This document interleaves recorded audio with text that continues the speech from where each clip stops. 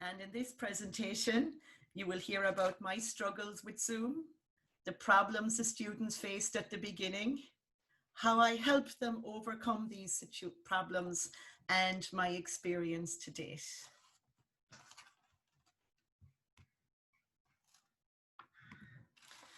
Okay, so the context and origin of the idea. So when the schools closed on the 12th of March, my teaching life got turned upside down. I had been teaching 12 ESOL students who were all level A1 on CEFR, so they were just starters, beginners, and they were all asylum seekers and refugees from places like Syria, Afghanistan, Sudan, and the Congo. I was teaching them in a further education and training centre in Limerick City in Ireland. They had been together for about 6 months in the class. They had very basic IT skills and none of them owned a laptop. So I had been watching the news closely and I had been watching what was going on in other countries. So a few days before our schools actually closed down, I made a closed Facebook group for my class because I said they all know how to use Facebook because they all have smartphones. And also I was using Cutting Edge Starter textbook. I gave them all a copy of that to take home as well. But we had no idea if and when the schools were going to close. So finally on the 12th of March, suddenly we got a message that schools have to close. And I was thinking, how am I going to continue teaching them remotely? I was teaching, as I said, A1 level, but we have students at higher level like B1, B2, and Irish students as well in our college. They were using Microsoft Teams, where all those students had a Microsoft account connected to our college. And some of them were also using Moodle for uploading files and documents and PowerPoints and things like that. Now, my students at level A1 with very basic computer skills would not have a clue how to manage Teams or Moodle. So I went on YouTube that weekend and tried to figure out what can I do to reach my A1 students remotely. And I came across Zoom. And by watching many Zoom tutorials, I learned the basics of Zoom that weekend, but I still wasn't confident about using it. So how did remote teaching work in practice? Well, as I said, I had set up a Facebook group for the students. So I decided on the first day to try Facebook Live. I had never done a Facebook Live either. And I told them all through the Facebook Messenger that I would be going live at 10 o'clock in the morning. And to be honest, most did log in. Now, they could hear and see me, but I couldn't hear or see them. And such is the nature of Facebook Live. And they could only comment or give a thumbs up. So I felt it was very much like me giving them a presentation and there was no interaction. It was all very one-dimensional. And when I wanted to show them the textbook or to write an answer, I had to physically hold the book up to the camera. And it was just far from ideal, to be honest. And it was at that stage I decided I can't continue like March, April, May teaching like this. So then I told them on the Facebook Live to download the free Zoom app on their phone, that I would be using a different platform. And I send them a Zoom meeting invitation in the Facebook Messenger. And the next day, I was delighted when 4 out of 12 students actually managed to get into Zoom. I was able to share my screen, no more holding the book up to the camera. So the textbook they had at home, I was also able to use it. So I was full of enthusiasm and saying, this is fantastic.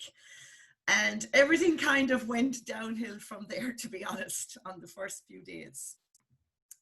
So the problems faced at the beginning. So when I was in the middle of my class with 4 out of 12, I started getting lots of messages on Facebook saying, it's not working. Okay, it is working because I have 4 people here in front of me, but yeah, I can't hear you because they hadn't their audio connected. My daughter took my earphones, okay, and my phone memory is full and I can't put Zoom on my phone. I was like, okay. So I had 4 people looking at me going through my lesson, and I had a bombardment of messages coming in on Facebook.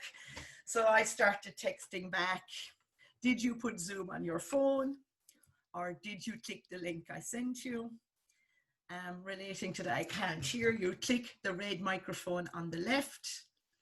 And then another thing, I was using the free Zoom, and in the free Zoom, every 40 minutes the class finishes, and the teacher can click start again on the settings, and the students just need to click the invitation link again. And of course, that took a while to get used to.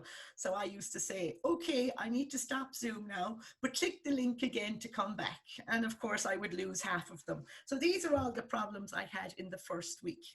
So what did I do? How I helped the students overcome these problems. So I decided in the middle of an English lesson is not the place to be doing technical support with the people who can't get in. So outside of the classroom time, it could have been morning, evening, afternoon, I used to phone students on the Facebook Messenger and go through them one by one. There was a lot of hand holding on how to set up Zoom on their phones. So the biggest mistakes they were making was when Zoom would ask them, Zoom would like to access the microphone, they didn't really understand and they were clicking don't allow. So I told them you must click OK. And of course, Zoom was also asking them when they were downloading it on their phone, Zoom would like to access the camera. And I told them to click. This presentation is a washout, so. Okay, does I think Kieran's mic might be on there. Okay, no problem, that's fine. Okay, so make sure you tell them Zoom would like to access your camera, make sure to tell them okay. And so I was doing the one-to-one technical support with them for the first week. I also showed them how to test their speaker and microphone. And anyone who's waiting to get into a Zoom meeting can do that as well. Check your sound and your audio. I showed them how to mute and unmute themselves. If I was to turn back time, I probably would have done this before starting off the lesson with the 4 students, but I just wanted to throw myself into it and learn as I go. Okay, so once we had sorted out the teething problems, I started to absolutely love Zoom. So now I'm just going to talk about how could Zoom benefit others. So the first thing that I really liked about Zoom was it had a waiting room. So, you know, as a teacher, sometimes you might need a little bit of time to prep. Before you turn on your camera, you don't want everyone waiting for you. So there's a little virtual waiting room. So I like that students would come in there first and that I had the power to admit them all at once. And also in the settings of Zoom, you can actually turn on a little notification where Zoom will make a little doorbell sound to tell you somebody's in the waiting room in case they come late. So I really liked the waiting room. Then once they were all in, I'd have all their names. This is just a sample. It would show you whose mic and camera were on or off. So basically, I needed to have their mics on and their camera on because I wanted to be able to see their body language and hear them and things like that, just to make it as real as possible, like a classroom. So regarding the audio, I could click on the audio to unmute them, but I do not have the power to click on their camera to turn on their camera because that would go against privacy issues. So I could click on their camera and ask them to turn on their camera. So yeah, so I'd have everyone's audio and camera on. Now, it wasn't ideal always having everybody's audio on because as I said, like my students were all at home now. It wasn't like the classroom. And when you're at home, you're living with your kids.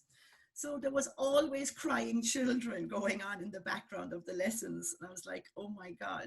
So the one way to find out where the noise is coming from is you just click manage participants and you can see the levels on the microphone moving up and down.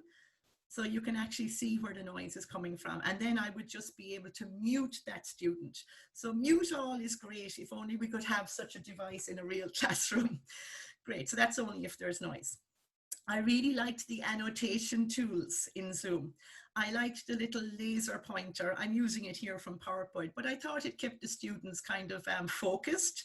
And I also liked the little pen where you could actually share your screen and then you could write the answer like this to conjugate verbs or whatever. And of course, you can use this for teaching exam classes to highlight. Also with my A1 classes, I used the annotation pen for actually matching. I didn't have a digital pen. I was just using the annotation pen and my touchpad. Okay, the chat feature in Zoom is great. I could chat to everyone or to an individual. And also with the chat feature, you can share files like a PDF, or you could share a YouTube channel, a link to a website. So I found that really easy. And my absolute favorite part of Zoom was the breakout rooms. And I didn't discover that until probably, I'd say, late April, early May, because I was using an older version of Zoom. It wasn't in the free version. When I updated it, I got access to using breakout rooms. So my students were used to doing pair work and group work in class. And when I had them all in front of me without breakout rooms, it was kind of hard to do pair work because otherwise everyone's talking at the same time. So breakout rooms, I was able to put them into small virtual Zoom rooms of maybe 2 or 3. And I was able to visit those rooms to check they were on task. And also if a student had a problem in the Zoom breakout room, they could click ask for help and I get notified and I can go and visit. We had a lot of fun using the virtual backgrounds on Zoom. I was able to share my audio for doing listening comprehensions. Just share screen and tick share computer audio, and you can share YouTube videos, music, orals, everything. The free Zoom lets you record and save the recordings onto your computer, and the paid for Zoom lets you save them on the cloud. And then if you want to share them with a student, well, what I used to do was share the recordings on the Facebook page, and otherwise on the cloud, you can just share the link. One of the great benefits of Zoom is it kept a routine in my life during the lockdown, and you know, kept things as normal as possible. And I think it was good for the mental health of both myself and my students to be able to see and hear each other every day. And finally, what do students say about it? You don't need to teach us in college. You can teach us on Zoom all the time. I miss going to the college. It's easy. We don't need to go to college. I like this, no traffic. I would like one day in the college, one day like this, so more like a blended approach. And of course, it's very difficult to study at home with the kids. So I want to thank you all.